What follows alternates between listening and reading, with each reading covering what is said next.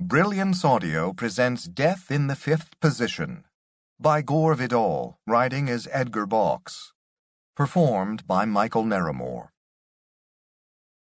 "You see," said Mr. Washburn, "we've been having trouble." I nodded. What sort of trouble? He looked vaguely out the window. "Oh, one thing and the other." "That's not much to go on, is it?" I said gently. It never does to be stern with a client before one is formally engaged. "Well, there's the matter of these pickets." I don't know why, but the word picket at this moment suggested small gnomes hiding in the earth. So I said, "Ah." "They are coming tonight," he added. "What time do they usually come?" I asked, getting into the spirit of the thing. "I don't know. We've never had them before." Never had them before, I wrote in my notebook, just to be doing something. "You were very highly recommended to me," said Mr. Washburn, in a tone which was almost accusing. Obviously, I had given him no cause for confidence. "I've handled a few big jobs from time to time," I said quietly, exuding competence. "I want you for the rest of the season, the New York season. You are to handle all our public relations, except for the routine stuff which this office does automatically, sending out photographs of the dancers and so on. Your job will to be work with the columnists, that kind of thing, to see we're not smeared." "Why do you think you might be smeared?" The psychological moment had come for a direct question. "The pickets," said Mr. Washburn with a sigh. He was a tall, heavy man with a bald pink head which glittered as though it had been waxed.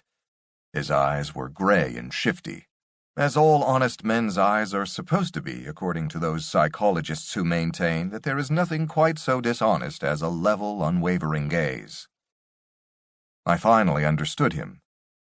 "You mean you are going to be picketed?" "That's what I said."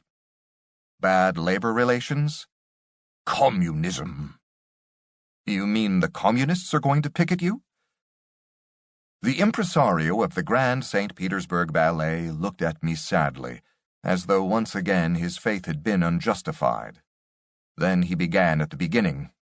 "I called you over here this morning because I was told that you were one of the best of the younger public relations men in New York, and I prefer to work with young people.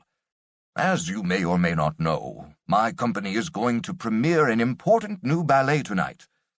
The first major modern ballet we have presented in many years, and the choreographer is a man named Jed Wilbur."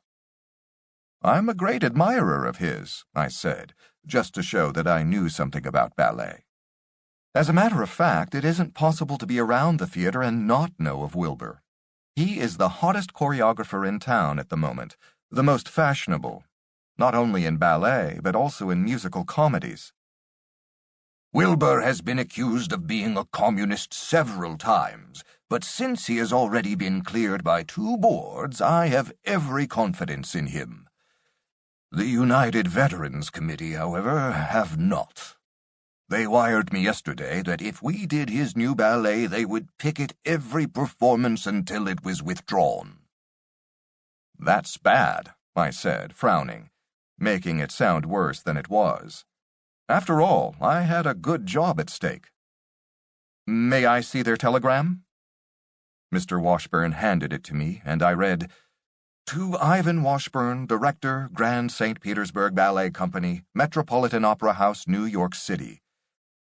We have reason to believe that Jed Wilbur is a member of the Communist Party, and that, to protect our cherished way of life and those ideals which so finely forged a nation out of the wilderness, the subversive work of artists like Wilbur should be banned, period.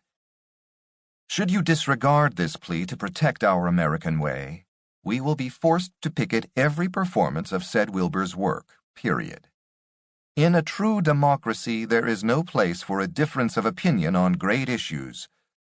Cordially, Abner S. Fleer, Secretary."